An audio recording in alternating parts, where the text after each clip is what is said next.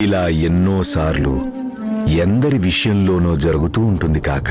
సహజంగా ఎవరైతే అవయవ లోపంతో బాధపడుతుంటారో అప్పుడు ఆ మనిషి ఆత్మ విశ్లేషణ అంతర్మదనం చేసుకోవటం మానేస్తూ ఉంటారు. తమ యోగ్యతల్ని మర్చిపోయి ప్రపంచం వైపు చూడడం చేస్తూ ఉంటారు.